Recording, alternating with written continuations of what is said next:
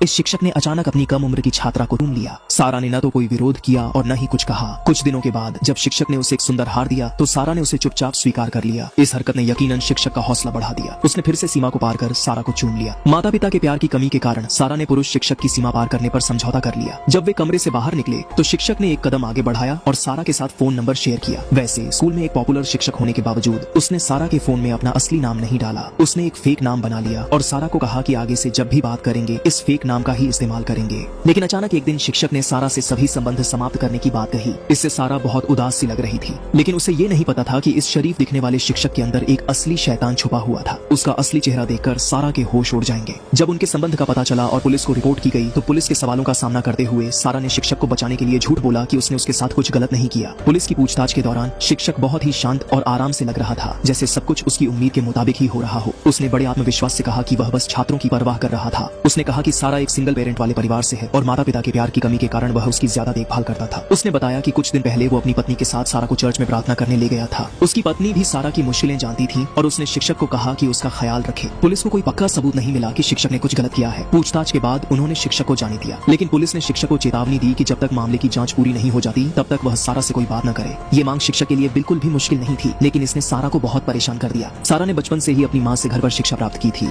माँ बाप के तलाक के बाद वह स्कूल में पढ़ने आई। उसने कभी बड़े ग्रुप के साथ टाइम नहीं बिताया था। स्कूल में आकर वो कंफ्यूज्ड फील करती थी। उसे नहीं पता था कि क्लासमेट्स के साथ कैसे बात करना है और अकेले ही कोने में खाना खाती थी। अकेली सारा के लिए शिक्षक का आना जैसे रोशनी की एक किरण था। उसने उसे सिखाया कि दोस्तों के साथ कैसे रहना है और उसकी परवाह भी बढ़ती गई। लेकिन जब स्कूल को इस बारे में पता चला तो उन्होंने अपनी इमेज बचाने के लिए उस शिक्षक को निकाल दिया। एक रात उसने सारा को एक अजीब बात कही। शिक्षक ने कहा, भाग चलो, किसी अनजान जगह पर जाकर रहेंगे। सारा ने उसकी बात नहीं मानी। वह अपने पापा और बहनों को छोड़कर नहीं जाना चाहती थी। गुस्से में आ चुके शिक्षक ने सारा के ऊपर जोर से चिल्लाना और उसे डराना शुरू कर दिया।